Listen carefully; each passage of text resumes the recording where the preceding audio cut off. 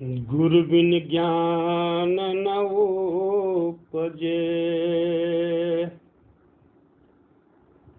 गुरु बिन ज्ञान न उपजे, गुरु बिन मिलै न भेव, गुरु बिन संशय न मिटे। जय जय जय गुरुदेव, जय जय जय गुरुदेव। साक्षी रूप सद्गुरु, विमल ज्ञान उपदेशक। भूल चूक करो माफ, जगत के हो पर दर्शक, जगत के हो पथ पर दर्शक। सकलो दुर्मति दूर कर, सकलो दुर्मति दूर कर। आओ सतगुरु शरण, सकलो दुर्मति दूर कर। आओ सतगुरु शरण, काग गमन गति छाड़ी कर। अपना जन्म सुधार, काग गमन गति छाड़ी कर। हे अपना जन्म सुधार। भोगन का शरीर बहुत धरा, तृप्त न हुआ कभी भोग से। भोग योग तन अभी मिला, समझो सतगुरु विवेक से। सब जन्मों का शिरोमणि है, मानव तन जन्म सम्राट।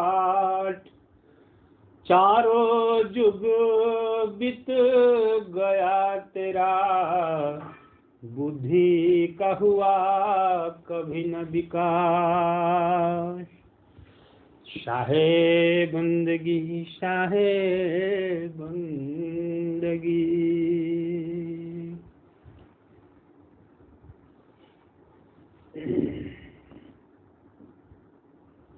सद्गुरु प्रभु के बानियों के ऊपर दृष्टि डालने से कुछ सार हाथ में लगते हैं। वह सार क्या है, उसको मैं आप सबों के सामने रखने जा रहा हूं, जिसको बहुत से महापुरुषों ने भी मानव के सामने उपदेश किया है। वह सार है कि मनुष्य जाति के इतिहास में साहब कबीर के उपदेशों का कोई मुकाबला नहीं है, बराबरी नहीं है। मनुष्य जाति के इतिहास में मनुष्य जाति के उद्धार के लिए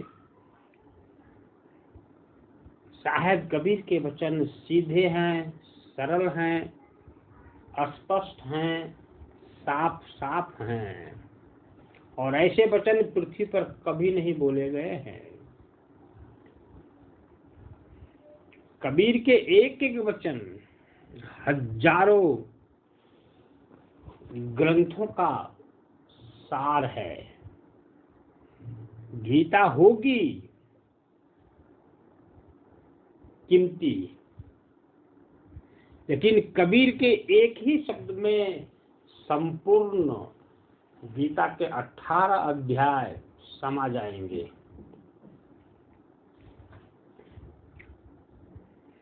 कबीर अनगढ़ हीरा हैं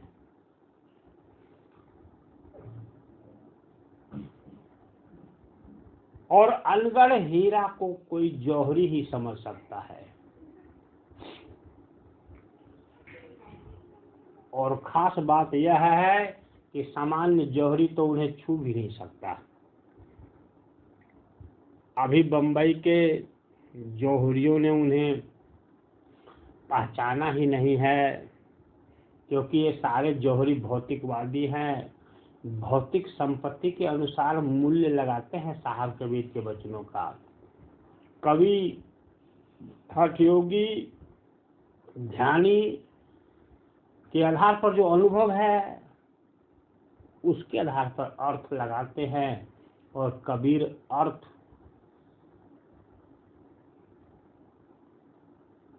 में शक्ति नहीं है कबीर साहब के वचनों को बताने का।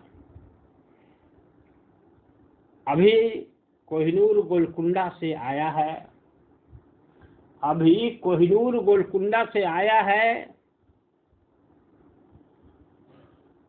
उसे पहचानने वाला कोई नहीं है। इसलिए मैं कहता हूं कि कबीर कोहिनूर हीरा हैं, और ऐसे हीरा को पहचानने वाला और दुनिया में बतलाने वाला 4 गुरु हैं। 4 गुरु के अलावा कोई भी ध्यानी, मुनि, ज्ञानी, यति, सती, सन्यासी, योगी, फकीर कभी ना हुआ है न कभी होगा, कभी ना हुआ है न कभी होगा।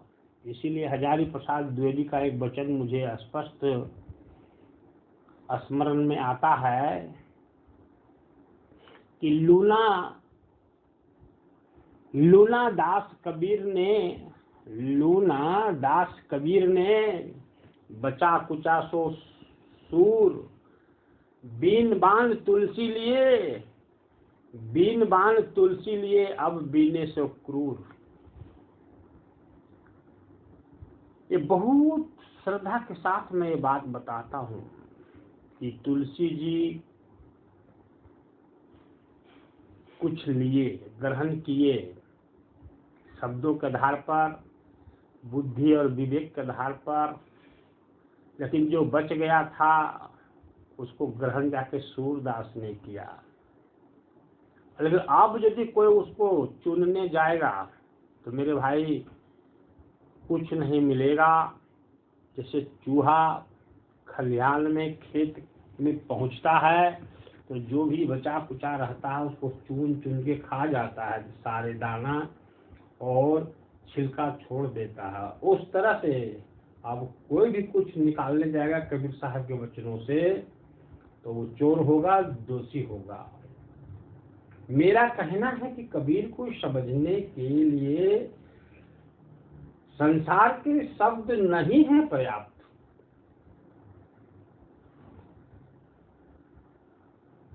मन के पास नहीं है बुद्धि, जीव के पास जो बुद्धि है, ज्ञान है, वो सामर्थ्य नहीं है कबीर साहब के वचनों को या उनके मौलिक उपदेशों को समझने का। रास्ता कहो, मार्ग कहिए, या संसार के लिए प्रातः काल कहिए, वह सिर्फ और सिर्फ 4 गुरु है। साधना करके आप कितना जानोगे? जितना साधना करोगे, साधना में जो उतरेगा। किताब पढ़ करके कितना जानोगे? शब्दों का अर्थ जितना लगा सकते हो। बुद्धि से कितना परखोगे, निरखोगे साहेब की वाणी को, जितना बुद्धि आपकी ज्ञानी होगी। लेकिन कबीर साहब तो बुद्धि से परे है, ज्ञान से परे है, साधना से परे है। वो तो अनंत हैं, और अनंत को जानने के लिए, समझने के लिए अनंत ही जब पृथ्वी पर आती है तो अनंत के बारे में बताती है। तब आप साधना अभ्यास करोगे तो क्रमशः धीरे धीरे आप कबीर साहब के ज्ञान को साक्षात्कार करता हुआ आगे बढ़ोगे। कबीर साहब का ज्ञान थोड़ा नहीं है। कबीर साहब का ज्ञान तोते के जैसा रटने वाली ज्ञान नहीं है। कबीर साहब का ज्ञान गए दंडवत बांध दिए, सिर पर गुरु हाथ रख दिए और आप समझ लिए कि हम पार हो गए, ऐसा ज्ञान नहीं है। कबीर साहब का ज्ञान मूल गंवार कालिदास के जैसा, मूल व्यक्ति कालिदास के जैसा भी क्रमशः उनके ही शरण में रह करके और सेवा बंदगी करते करते करते करते ध्यान सिमरन का भेद पा करके संयम करते करते वो अपने शिखर पर पहुंच सकता है। अणु से विभु हो सकता है, एक देशीय से सर्वदेशीय हो सकता है, बूंद से समुद्र हो सकता है,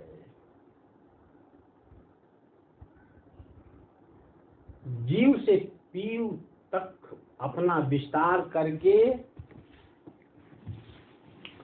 पीव में विलीन हो सकता है। ये जल्दीबाजी का ज्ञान नहीं है। सदगुरु के वचनों में आप यदि ठीक ठीक सदगुरु के बुद्धि से सीखने, पढ़ने, लिखने, अनुभव करने का प्रयास कोई करे तो आप पाओगे कि सदगुरु कभी भी काम चोरी करने के लिए नहीं कहा है। कोई भी वाणी आप प्रमाण में नहीं ला सकते हो जो साहेब के द्वारा कि सदगुरु ने कभी काम चोरी करने के लिए कहा है, आलसी बनने के लिए कहा है, या ईश्वर के ऊपर विश्वास करके जीवन यापन करने के लिए कहा है। मनुष्य को कर्मशील, कर्मठ, कर्मयोगी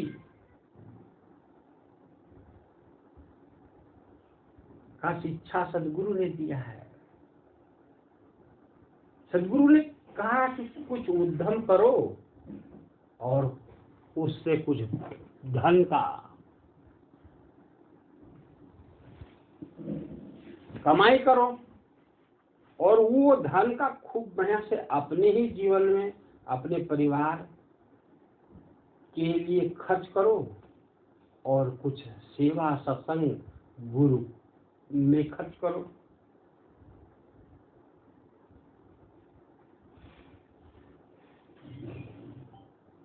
परमात्मा सर्वसमर्थ है और वो समर्थ है, उसका प्रमाण है तुम्हारे पास कि तुमको अपनी सामर्थ्य के अनुसार आपके पास बहुत दे डाला। आप अपने शरीर का बढ़िया से अनुभव करो तो पाओगे कि सब कुछ तो परमात्मा दे चुका है हमको।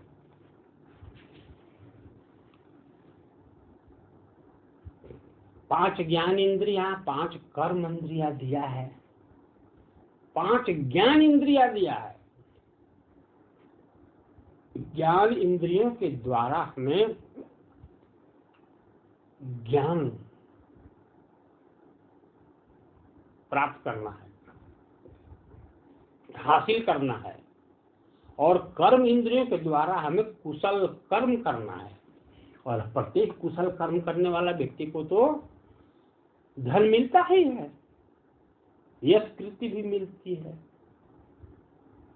तो पांच ज्ञान इंद्रियां, पांच कर्म इंद्रियां, उसके बाद मन दिया, बुद्धि दिया, चित्त दिया और अहंकार भी दिया। मन से मनन करने के लिए, बुद्धि से विचार करने के लिए, चित्त से चिंतन करने के लिए, और हमने जो हासिल किया मनन चिंतन विवेचन से, उसके ऊपर मुहर मारने के लिए कि ये मैं कर पाया हूं,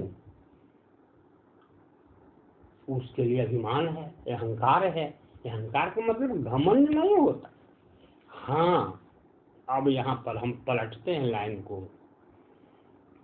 कि निगूरा जब रहोगे तो ये 5 ज्ञान इंद्रियां जो आपके पास है ना, इसको फिजूल में लगा डालोगे।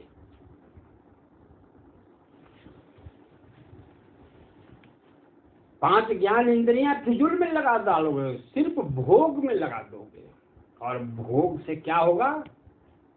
दुख की उत्पत्ति होगी, दलदल की उत्पत्ति होगी, कीचड़ की उत्पत्ति होगी, और उसमें तुम फंसते जाओगे, ये साहब ने कहा। लेकिन यदि आप ज्ञानी गुरु के शरण में रह करके ये 5 ज्ञान इंद्रियां का प्रयोग करते हो, गुरु से सीख करके, तो नए नए ऊंचाई पर, नए नए आयाम पर प्रतिदिन चढ़ते जाओगे। और गुरु के भरोसे बैठे हुए हैं कि हमको भवसागर पार कर देंगे। एक नाव लेके आएंगे, उसमें पतवार लगा हुआ रहेगा और पानी का ज्ञान रहेगा कि किधर कम पानी है, उधर से ठाते ठाते और इस किनारे से उस किनारा लगा देंगे। वो काम अपने करने लगोगे, क्योंकि आपको खुद थाह लग जाएगा पानी का कि पानी कम किधर है, और कैसे हवा के सहारे से हम पतवार को टांगे नाव के ऊपर और खे करके हम आसानी से इस पार से उस पार जाएंगे। गुरु का मतलब नहीं है हम ही गुरु हो जाएंगे। कि गुरु की शरण में रहने पर यही 5 ज्ञान इंद्रियां और यही 5 कर्म इंद्रियां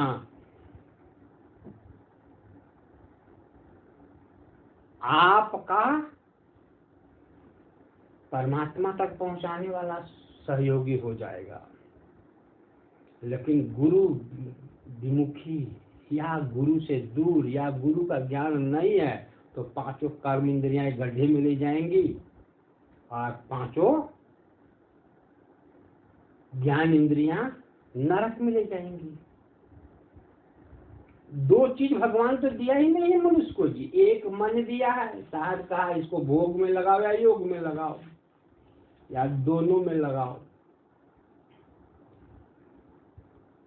भोग में भी लगाओ और योग में भी लगाओ, दोनों लगा सकते हो, लेकिन गुरु बताएगा, गुरु सिखाएगा। और यदि गुरु से सीखोगे नहीं तो ये भोग में दौड़ेगा तो भोगे में दौड़ता रहेगा, योग तो कभी इसको पसंद आएगा ही नहीं और कभी नहीं आया। लेकिन सदगुरु के शरण में यदि अपने जीवन को सौंपते हो तो ये भोग आवश्यकता के अनुसार खूब बढ़िया भोग का ज्ञान इसको होगा, जल कमलवत कुकुह पंछी के अनुसार। और जब योग में लगेगा ये तो कुशल सुघर खिलाड़ी होगा ये योग का। ये गुरु की महिमा है, गुरु के शरण में आने से।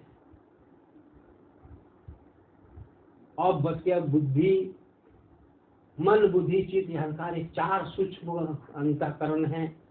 ये चारों अंतःकरण से मन के द्वारा माया का मनन करते हो। लेकिन गुरु का ज्ञान शरण में आने के बाद, गुरु का ज्ञान, परमात्मा का ज्ञान, ब्रह्म का ज्ञान का मनन करोगे। बुद्धि के द्वारा भौतिक वस्तुओं का विचार विमर्श करोगे। लेकिन जब गुरु के शरण में आ जाओगे तो भौतिक वस्तुओं का भी विचार विमर्श करोगे और चेतन आध्यात्मिक दिव्य वस्तुओं का भी विचार विमर्श करोगे।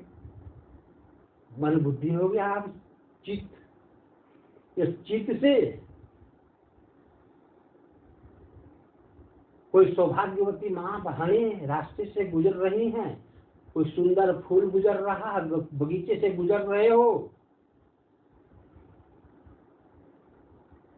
तो उसका स्वरूप तुम्हारे चित्त में आएगा और तुम उधर बढ़ोगे तो हो सकता है कि माली तुमको पीट दे यदि तुम बगीचे से गुजर रहे हो और बगीचे में बिना अनुमति के प्रवेश कर गया, तो माली पीट दे, राजा के पास ले जाकर के तुमको सजा भी दे। कोई सुंदर सौभाग्यवती बेटी बहू है, उसको देख करके उसके तरफ आकर्षित हो जाओगे, हो सकता है कि तुमको वही हाल होगा जो मालिक ने तुम्हें करवाया अभी। लेकिन गुरु का ज्ञानी होने के बाद तुम्हारे अंदर तो ये ज्ञान रहेगा कि वाह कैसा है ये बगीचा। ये बगीचा ऐसा है, भिन्न भिन्न फूलों से युक्त और भिन्न भिन्न महक, सौंदर्य, रस, लावण्य से भरा ये बगीचा। तो इसका स्वामी कैसा होगा, सृजन करने वाला कैसा होगा। देखिए बदल गया आपका चित्त। अभी पिटाई खिलवाया, अभी चित्त बदल गया।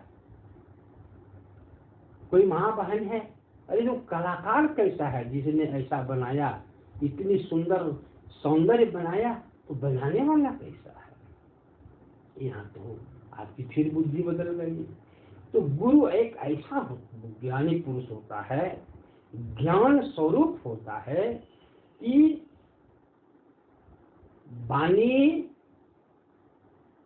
आपके 32 दांत को बाहर करवा देगा और यही वाणी आपको यश, कीर्ति, मान, सम्मान और जगत में पूजवा भी देगा।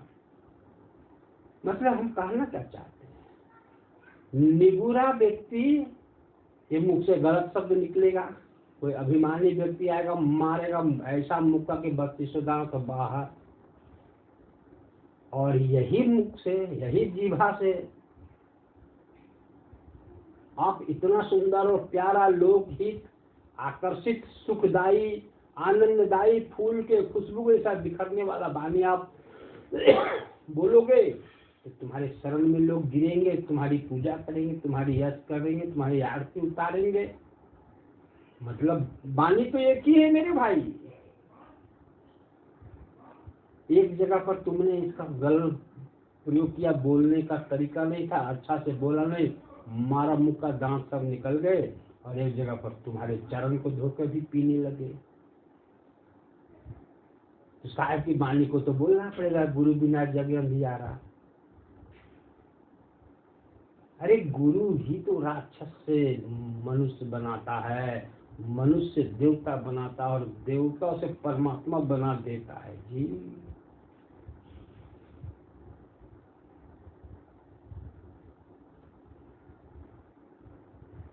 गुरु ही तो घोर नरक से आपको उठाता है और सनय सनय सनय ऊर्ध्व लेके चलता है। मतलब आपको क्या लगता है कि विमान पर बैठा कर ले जाएगा पृथ्वी से ऊपर अंतरिक्ष?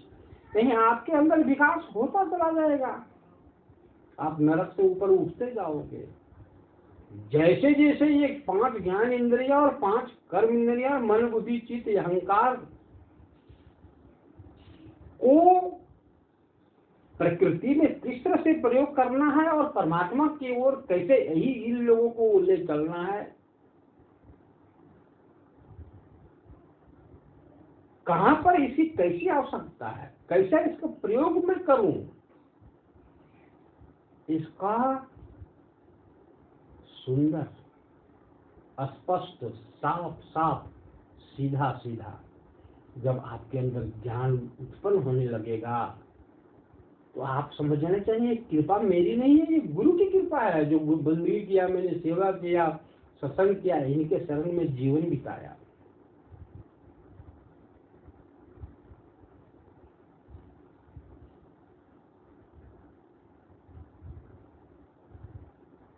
मानव के शरीर में तुलसी जी महाराज, चाहे साहेब कबीर या अन्य शास्त्रों में या अन्य ऋषि मुनियों ने कहा है कि इसमें एक द्वार नरक की ओर ले जाता है और एक द्वार स्वर्ग की ओर जाता है। ये आप लोग को पता भी है कि जो दक्षिण मार्ग है, जो हम लोग के शरीर में 2 पोल है, नॉर्थ पोल, साउथ पोल, उत्तर दिशा और दक्षिण दिशा। दक्षिण दिशा सृष्टि है और सृष्टि में पाप पुण्य दोनों हैं, और उत्तर दिशा में क्या है? अमृत है। जहाँ पर पान पाप पुण्य नहीं है, ऊपर में अवस्था है, दोनों की गति वहां नहीं है। तो गुरु के शरण में जाओगे तो कैसे आप उत्तर दिशा में बढ़ोगे? ये आपको पता है, बहुत दिन से पता हो गया, सीख रहे हो। और गुरु के शरण में जब तक नहीं थे तब तक आपको उत्तर दिशा का ज्ञान ही नहीं था। दक्षिण दिशा में भी बढ़ रहे हैं कि पूर्व दिशा में बढ़ रहे हैं कि पाताल में बढ़ रहे हैं, ये पता नहीं। बस आप उतर रहे थे, अर्ध उतर रहे थे, कुछ भी पते नहीं था। तो इस शरीर में नरक का भेद और इस शरीर में स्वर्ग का भेद, इस शरीर में अर्ध का भेद, इस शरीर में ऊर्ध्व का भेद। इस शरीर में ज्योति है और वो अनंत हो सकती है खिल करके। ये तो गुरु से भक्ति करने के बाद जानकारी मिली जी। कहाँ पता था दुनिया में? धर्मदास जी को कहाँ पता था? साहेब के दर्शन के पहले मथुरा में दर्शन हुआ तब पता चला कि अरे जी शरीर में तो ज्योति है जी, और बिना तेल का बिना बाती का जगमगाते रहता है मेरे भाई। और यदि वो ज्योति में विस्फोट हो गया तो सूर्य भी शर्मा जाता, सूर्य भी फीका पड़ जाता, सूर्य भी लज्जा में पड़ जाता इसके प्रकाश के सामने। ये तो पता चला साहेब की भक्ति करने के बाद, सत्संग होने के बाद। उसके पहले कहाँ कुछ पता था? धर्मदास साहेब से मूड गंवार व्यक्ति कहाँ संसार में कोई था?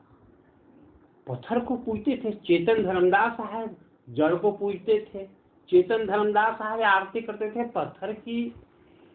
चेतन धर्मदास साहेब पूजा करते, भोग लगाते थे 56 भोग शालिग्राम को। वो तो सुकृत वंश थे, लेकिन 65-66 बरस ऐसा मानव मंत्र काल ने कि ये बेहाल हो गए, जड़ को पूजने लगे, अपनी शुद्ध बुद्धि भुला गए। तो सदगुरु ने उतरा और कहा कि धर्मनी कर क्या रहे हो? तुम चेतन होकर के जड़ की पूजा करते हो यार। तुम अंधेरा मिटा सकते, तुम्हारे अंदर प्रकाश है और तुम मट्टी और किरासन और डीजल और पेट्रोल डाल करके अब दीपक जला रहे हो। ये तो सदगुरु के सत्संग होता गया, ध्यान बंदगी सुमरन होती गई, सेवा होती गई। धर्मदास साहेब की बूंद समान ज्योति सूर्य जब हो गई तो अब न धर्मदास को पता कि वाह गुरु ऐसा भी है। बोले यही सा ही है। वो भी आसक्ति धीरे धीरे टूटी। मैंने एक बार कहा ना कि एक बार साहब कबीर सत्संग सुनाए, दोनों गुरु शिष्य अपने अपने कमरा में, जो गुफा आप लोग देख के आए हैं बांधवगढ़ में, गुफा में 2 तल्ला है और नीचे तल्ला में धर्मदास साहब, ऊपर तल्ला में, नीचे तल्ला में साहब, ऊपर तल्ला में धर्मदास साहब विराजमान थे अपने अपने कुटिया में। और सुबह उठ करके फिर शालिग्राम का ओम जय जगदीश हरे करने लगे 3 बजे 4 बजे भोर। साहब बोलेगी देखे तो ये साहू के पूता करता क्या है ये? कौन ओम जय जगदीश कर रहा है, कौन चंदन लगा रहा है, कौन रोड़ी लगा रहा है, कौन जनेऊ पहना रहा है। जाके खड़ा होकर दरवाजा पर देखे कि साहू का पूता फिर वही पुराना काम कर ही रहा है। तब साहब पीछे से बोले करो यतन धर्मनी साई मिलन की, गुड़ुआ गुड़िया सुप सुपुलिया यह 84 मार्ग की, 84 चलन की, भूत भवानी भूइया यह सब 84। गाय धर्मदास पीछे मुड़ के देखे, अरे बोले तो पकड़ा गया मैं चोरी। दिन भर सदगुरु हमको समझाए और हम माने, लेकिन बाद में रात में मन में आया कि नहीं ठाकुर जी के आरती और ठाकुर जी का भोग किया लगाए बगैर कैसे मैं अंजल लूंगा, क्योंकि 66 बरस यही किया था मैं। तो वो आदत तुरंत कैसे खत्म हो जाए। साहब ने झकझोरा कि अरे 84 ले जाएगा तुमको, 84 के पंथ में तुम जाने वाले हो, तुम सुधरोगे नहीं धर्म में। धर्मदास साहब सिखा गए, चरणों में गिर गए, प्रभु मन नहीं माना, इसलिए मैं कर रहा हूँ, लेकिन आपका ज्ञान मुझे समझ में आ गया, पूरा 100% समझ में आ गया, अंतर में ज्योति भी जलने लगी है, लेकिन मन मेरा नहीं माना, इसलिए मैं ये आरती करने आया था। और मैं सोचा आप सोए हैं, तब तक मैं इधर कर लूंगा, आपको पता नहीं चलेगा। अरे चीटी के पग घुंघरू बांधे, चीटी के पग घुंघरू बांध बाजे सो भी साहेब सुनता है, तेरा खुदा बहरा है, तू महक लगा के बोलता है। साहब ने कहा कि अरे धर्मदास तुम हमसे छिपाते हो, तो जो साक्षी पुरुष है, जो प्रकृति के पार में सिर्फ वही है, चादर के समान उसकी पाट है, वो दृष्टा पुरुष है, उससे छिपा के तुम आरती कर रहे हो, गुरु जी को पता नहीं चलेगा। पता हमको चला, इसलिए तो हम दरवाजा पर आके खड़ा हो गए कि तुम कर का रहे हो, जरा देखें। तो हम पकड़ा गया, मेरा सत्संग देना सब बेकार है, तुम समझ के भी ना समझ बने हुए हो धर्मदास। हे साहू, ज्ञानीदास साहब भी पीछे पीछे आ गए कि दोनों गुरु शिष्य के बीच में क्या हो रहा है, जरा देखूं भाई। ज्ञानीदास साहब जो एकदम मन मन मुस्कान किनारे होकर हम भर रहे हैं, साहब की नजर पड़ी तो बोले ज्ञानी जी भी पहुंच गए हो? बोले प्रभु जहाँ परम पुरुष पहुंचे, जहाँ परम ज्योति परम सूर्य खड़ा हो, वहाँ चांद क्यों नहीं खड़ा होगा आकर के? चांद की अपनी चांदनी थोड़ी, सूर्य की चांदनी है। और ये धर्मदास साहब 66 बरस बंदी बन के, कैदी बन के जिए हैं, उनको जगाने का काम हम लोग मिलके कर रहे हैं। उसके बाद भी इनका मन नहीं मान रहा है, तो ये काम धर्मदास साहब को थोड़े हुआ है, सबके साथ हो रहा है इस सृष्टि में। तो ये मन जो है 66 बरस किया है, गुड़वा गुड़िया भूत भवानी। बताइए, चेतन धर्मदास साहब और चेतन धर्मदास साहब का मन ये भक्ति कर रहा है, पत्थर का भोग लगा रहा है। 56 प्रकार के भोग बना करके लगाते थे, रोज नया नया भोग, अपने अपने खुशी से। और जो भोग लगाने लायक है, जो खाता आपके सामने, आप परोस दो तो खाएगा उठा उठा के, उसको तो गुरु समझ रहे हो, एक पत्थर को कह रहे हो परम पिता परमेश्वर। तो इतना गुरु पीछा पड़ा, तब उनका मन धीरे धीरे ये मान गया, मन के ऊपर ज्ञान जन्म ले लिया, मन के अंदर, मन के ऊपर, और अब मन ही भक्त हो गया। मन ही भक्त हो गया। किसका भक्त हो गया?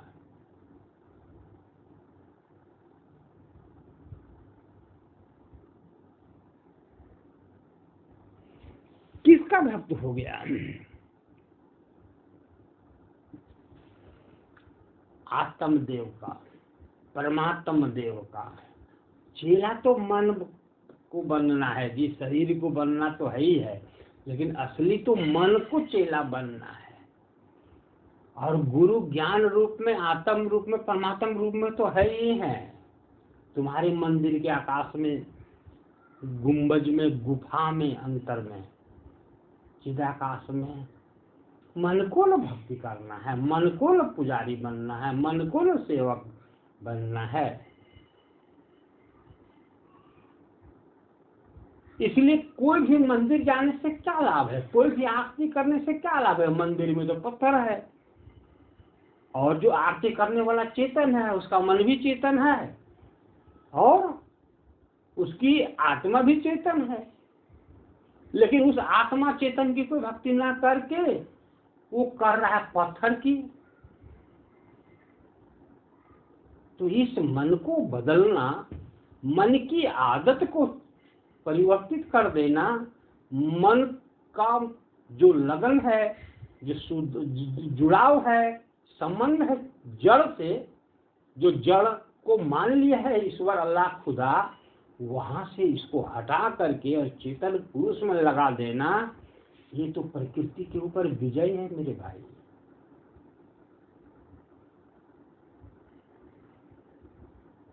मन जहां जड़ से चेतन में लगा, उसके बाद उसको भक्ति करने के लिए कुछ नहीं प्रयत्न करना है।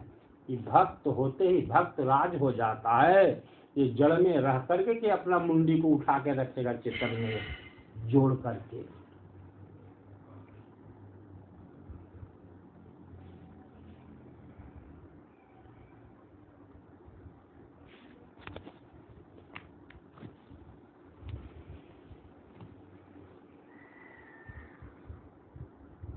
उस सत्येश्वर महाप्रभु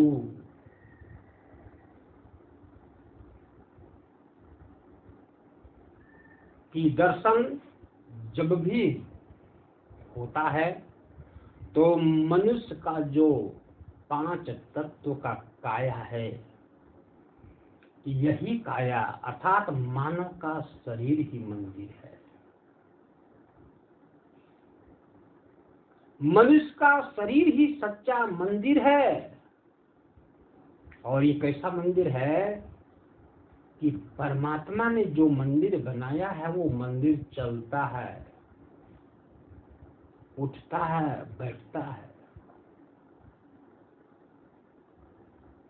और मनुष्य ने जो मंदिर बनाया है वो मंदिर एक जगह पर मुर्दी के जैसा पड़ा रहता है, चलता नहीं, फिरता नहीं, बोलता नहीं, समझता नहीं, क्योंकि वहाँ परमात्मा भी जड़ है और मंदिर भी जड़ है।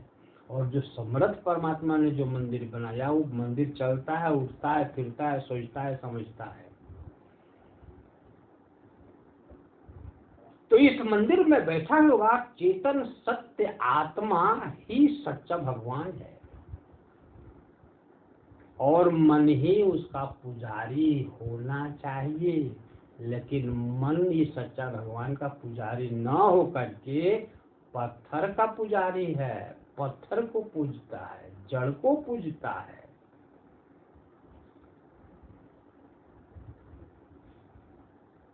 इस मंदिर की सफाई के लिए सदाचार ही झाड़ू है। और इस सदाचार का ज्ञान कैसे होगा? गुरु की सेवा, गुरु का सत्संग। और धोने के लिए क्या है? गुरु का ज्ञान ही सच्चा जल है मेरे भाई। उसी चेतन सत्य आत्मा में स्थित रहना, यानी कौन स्थित रहेगा? मन ही जाकर के उसमें विलीन हो जाए, डूब जाए। स्थित रहना, उसी में चित्त लगाए रहना, उसी में मन लगाए रहना क्या है? चंदन है। उसी प्रेमानंद में निमग्न हो जाना क्या है? प्रेम है। तो कौन निमग्न होगा? बताइए ना, कौन निमग्न होगा? मन ही को तो निमग्न होना है सत्य आत्मा में, सत्येश्वर परमात्मा में। इसी को तो प्रेम कहते हैं। जब मन सत्यात्मा में लगने लगे, मन सत्यात्मा के भीतर डूबने लगे, तो इसी को प्रेम कहते हैं। और इसी प्रेम के बारे में साहब ने कहा, प्रेम न बाड़ी उपजय, प्रेम न बाड़ी उपजय, प्रेम न हाट बिकाय, राजा प्रजा जय रुचय, शीश दे ले जाए, चाहे राजा हो या उसकी प्रजा हो। आओ गुरु के शरण में, चेतन गुरु, ज्ञानी गुरु, साक्षी गुरु के शरण में आओ। उनकी सेवा करो, उनकी बंदगी करो, उनके जीवन में उनके संग लग जाओ, तो तुम्हारी मूढ़ता सदा सदा के लिए समाप्त हो जाएगी। तुम्हारा मन का जो गंदा आदत है अर्ध उतरने का, वो धीरे धीरे उसकी आदत बदल जाएगी, वो चेतन की ओर मुड़ जाएगा। तब नवीन नवीन पुष्प नजर आएंगे और उसमें नए नए खुशबू मिलेंगे। मन मगन जब होगा तब। और शब्द मीठे निकलने लगेंगे, मधुर निकलने लगेंगे, वैज्ञानिकी शब्द निकलेंगे, प्रभावी शब्द निकलेंगे।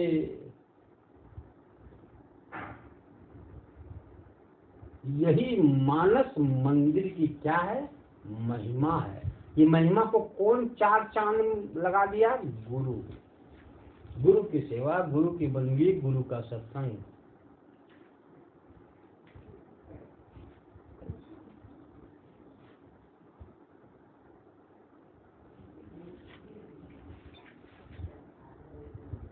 इसलिए साहब ने कहा कि प्रेम न बाड़ी में, खेत में, खलिहान में कहीं नहीं पैदा कर सकते हो, न बाजार में खरीद सकते हो।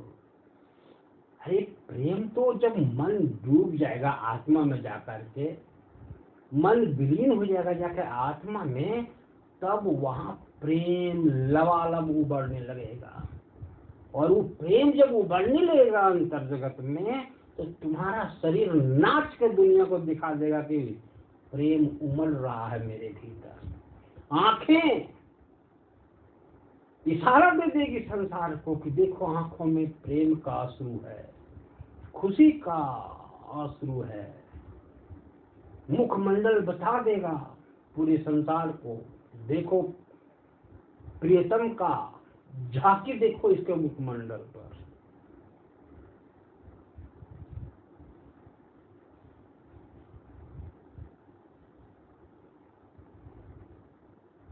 जो भी पूजा है, जो भी पाठ है, कोई भी सेवा है, बंदगी है, वो सार्थक उसी स्थान पर दृष्टिगोचर होता है जब मन डूब जाता है सत्यात्मा के अंदर। और यह ज्ञान धरा पर सदगुरु प्रभु ही लाते हैं। इसलिए किताबों का अर्थ क्या करोगे? साहित्य की वाणी का क्या अर्थ करोगे? यह तो स्वसम वेद है सचमुच में। और स्वसम वेद की उत्पत्ति आत्मा से होती है। किताब में लिखा हुआ वो किसी की आत्मा से प्रकट हो चुकी है, इसलिए लिखा गया। लेकिन तुम्हारी आत्मा में प्रकट होगी तब ना उसका अर्थ तुम जानोगे। शब्दों के आधार पर अर्थ जो तुम जान रहे हो वो तो तोता भी जानता है उतना।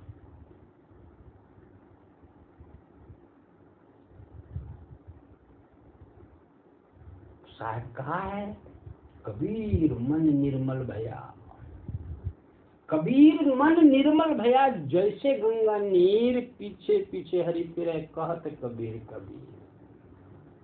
मतलब मन निर्मल कहाँ होता है? समझ गए आप कि आत्मा में जब तक ये डूबेगा नहीं, शब्द में जब तक डूबेगा नहीं, मंदिर के भीतर ऊर्ध्व में जो चिदाकाश है उसमें मन लीन नहीं होगा, तब तक ये कभी भी निर्मल हो ही नहीं सकता है। क्योंकि गुरु भी वही है, धोबी भी वही है। गुरु वही है और धोबी वहाँ पहुँच गया, और गुरु के पास साबुन है और दरिया जल है, वहीं रगड़ रगड़ के धोएगा मन को, तो निर्मल होगा ये मन। और जब निर्मल होगा तो निक्षय ज्योति अपार। गुरु धोबी शिष कपड़ा, साबुन सृजनहार, और सूरत की शिला पर धोइए निक्षय ज्योति अपार। अब भक्त हो गया है मन, अब भक्त हो गया है मन। जिधर गुजर जाएगा खुशबू जरूर निकलेगी। संसार को बोध होगा कि महक मुझे अनुभव में आ रहा है। तो मेरे भाइयों, मैंने कहा कि सदगुरु कबीर साहब के वचनों को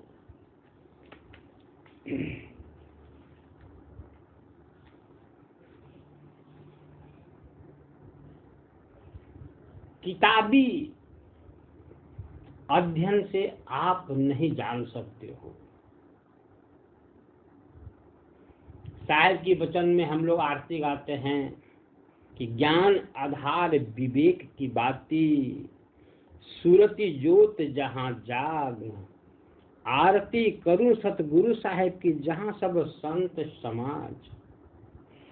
दरस परस मन बहुत आनंद भयो, छूट गए जम के जाल, साहेब कबीर संतन की कृपा से भयो है परम प्रकाश। आरती गाते हैं ना जी, बहुत वर्षों से गा रहे हैं हम लोग। अरे मेरे भाई, सत्तेश्वर जो आत्मा है, जो विभु है, उसमें ये आपका मन जब लीन हो जाता है तब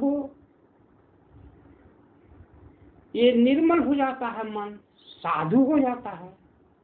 और जब ये निर्मल और साधु हो गया तब इसमें ज्योति भी प्रकट हो जाया करती है। और यही ज्योति उस सत्तेश्वर आत्मा को, उस सत्तेश्वर परमात्मा को मगन होकर के भीतर में आरती उतारती है। काहे के दियना, काहे के बाती, काहे के ज्योत जले दिन राती।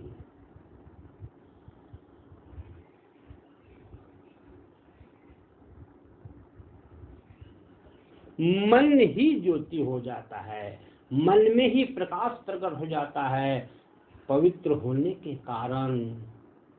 और परमात्मा की आरती मन ही करता है। जो मन को कभी सुहाता नहीं था भजन भक्ति, ये भोग में बहुत ज्यादा दौड़ता था, वही भोग की ओर दौड़ के भी भोग के ऊपर इसका आसक्ति नहीं रहता है और योग में लवलीन हो जाता है।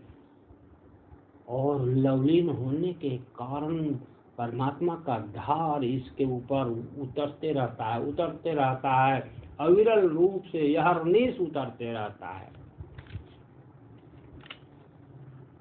इसलिए एक समय है, एक आधार है, दीपक, घी, ज्योति, फूलों के द्वारा थाल को सजाना, पंच तत्वों का प्रतिनिधित्व करने वाला पंच बाती, ये तो आधार है। लेकिन आपका मन ही जब जल उठेगा पवित्र होने के बाद, तो उसमें जो ज्योति निकलेगी वही ज्योति यानी मन ही दीपक बन जाता है, मन ही ज्योति बन जाता है, मन ही से खुशबू निकलने लगता है। अगर खुशबू वही परमात्मा को आरती बहाता है मेरे भाई।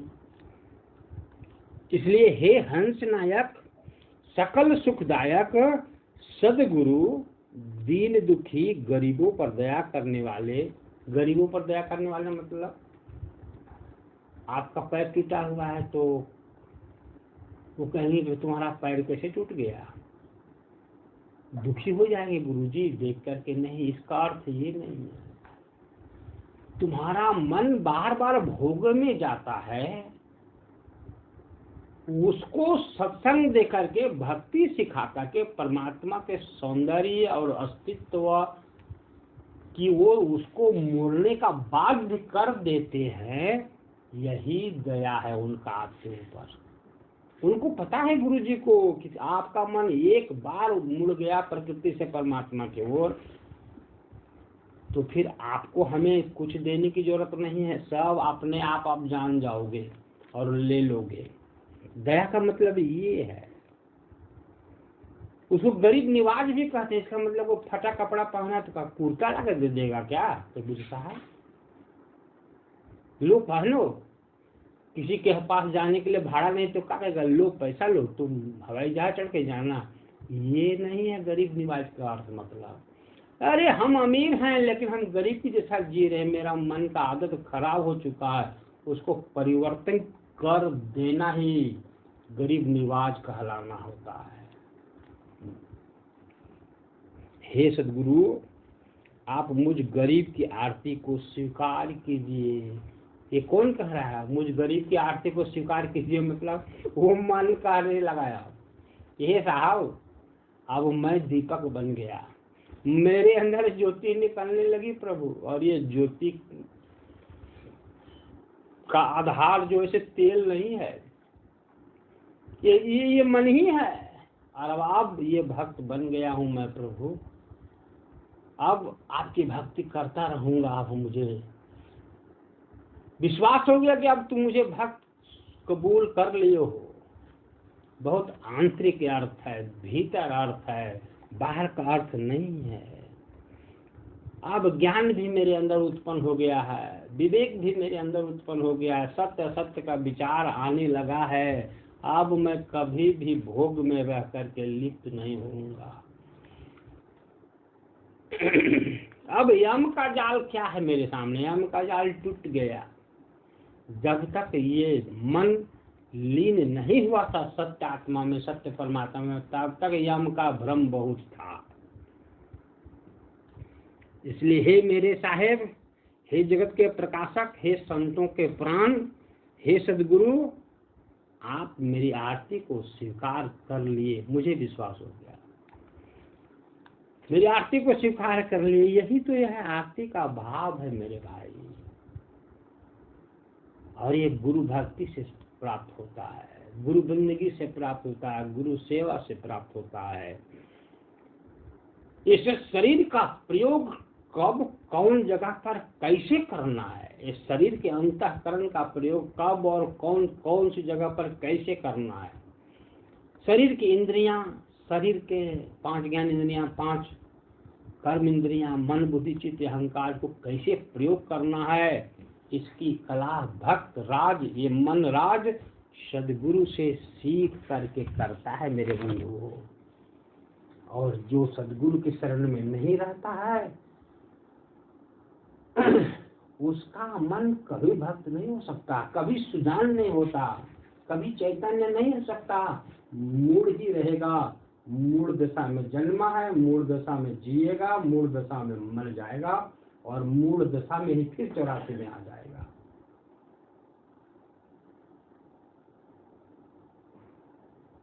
एक व्यक्ति प्रश्न किया कि आप बताओ कि जो भक्ति नहीं करता है वो भी मर ही जाता है, और मरने का दुख तो सबको होता है, और जो भक्ति करता है वो भी मर जाता है, तो और दुखी मरता है, मरते समय उसको भी कष्ट होता है।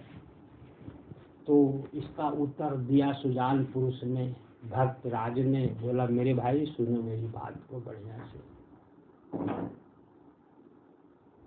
तुम्हारा कहना है कि भक्ति करने वाला भी दुखी होते हुए मरता है, और जो भक्ति नहीं किया वो भी दुखी होकर के ही मरता है। तो भक्ति क्यों करें हम? खूब खाएं पिएं ऐश मौज करें, क्योंकि मरना ही है। तो इसका उत्तर मैं तुम्हें समझाता हूं, तो बढ़िया समझो। बिल्ली जब किसी चूहे को पकड़ती है, बिल्ली जब किसी चूहे को पकड़ती है तो अपने दांतों से चूहे को चबा डालती है, लेकिन वही दांत से वही बिल्ली जब वो अपने बच्चे को एक जगह से दूसरी जगह पर ले जाती है तो उसको खरोच तक नहीं आता है। यही अंतर है भक्तराज का और भक्ति नहीं करने वाले का। मतलब जो भक्ति नहीं कर रहा है, जो भोगों में अपने जीवन को जकड़ के जमा के रखा है, वो 84 लाख योनियों में चला जाएगा। और जो भक्ति करेगा वो 84 के चक्कर से छूट जाएगा मेरे भाई। मौत तो दोनों की होगी, लेकिन दोनों का मौत में ये अंतर है, एक मर के भी अमर होगा और एक मर के भी 84 लाख में फिर आएगा।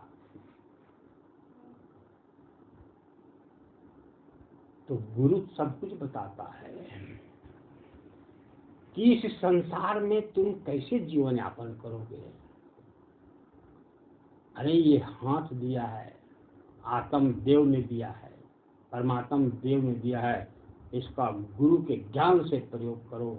सिर बुद्धि विवेक गुरु के ज्ञान से प्रयोग करो। तुम जिधर से गुजर जाओगे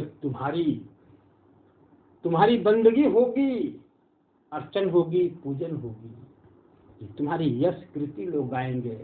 और यदि गुरु के शरण में नहीं रहोगे तो तुम जिधर से गुजर जाओगे तुम गंभीर रहोगे, घमंडी रहोगे, अज्ञानी रहोगे, लोग गाली देंगे तुमको। कुछ साहसी लोग तो मुख पर कहेंगे कि तुम गंदा आदमी हो। तो गुरु ने तुम्हें इतना यश कृति दिया, विवेक दिया, बुद्धि दिया, पुजवाल दिया संसार में, इसलिए गुरु की महिमा बड़ी भारी है, बड़ी निराली है। मैं अपनी वाणी को यहाँ विश्राम देता हूँ कि मेरे बंधुओं, अभी मैंने कहा भी कि गुरु बिन ज्ञान न उपजै, गुरु बिन मिले न भेव, और गुरु बिन संशय न मिटे। जय जय जय गुरुदेव। बड़ी निराली संदेश है।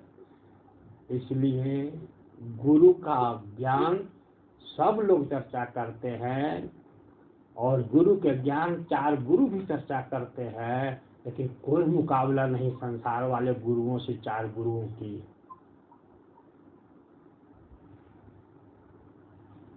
ये लिखा लिखी का ज्ञान है ही नहीं, ये देखा देखी का ज्ञान है। जितने भी अर्थ हैं संसार में वो किताब के आधार पर है, वाणी के आधार पर है, अनुभव और शब्द के आधार पर है, लेकिन ये साक्षी के आधार पर जो ज्ञान है वो तो 4 गुरु के द्वारा संसार में प्रकट होता है।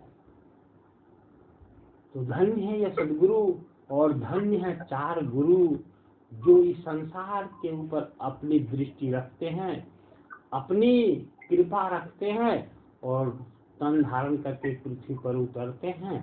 संसार के जो जीव इनके हाथ में आ गया, जो जीव इनके पंजे में पकड़ा गया, उसका कल्याण हो गया, और जो जीव नहीं पकड़ाया वो तो रहेगा ही काल रूपी पेट के अंदर। तो मैं अपनी वाणी को विश्राम देता हूँ और सदगुरु प्रभु से कहता हूँ कि हे प्रभु, ज्ञान आधार विवेक की बाती, ज्ञान आधार विवेक की बाती हमारे जीवन में समझ में आ जाए। ज्ञान आधार विवेक की बातें सुरती ज्योत जहाँ जाग, आरती करूँ सतगुरु साहिब की जहाँ सब संत समाज। दरस परस मन बहुत आनंद भयो, छूट गए जम के जाल, साहिब कबीर संतन की कृपा से भयो है परम प्रकाश, भयो है परम प्रकाश। ये अनुभव जीवन में उतर जाए साहेब, तुम मौज करोगे तभी हम निर्मल होंगे। हमारा काम है तुम्हारे शरण में रहना, तुम मौज तो करोगे ही मेरे ऊपर। मैं अपनी वाणी विश्राम देता हूँ। मैं पूरी कायनात में सदगुरु का जो अस्तित्व है उसको बार बार बंदगी करता हूँ, बार बार कोटि कोटि नमन करता हूँ पूरे संत समाज के साथ, और अपनी वाणी को यहाँ मौन देता हूँ। साहे बंदगी सत्य नाम सत्य नाम।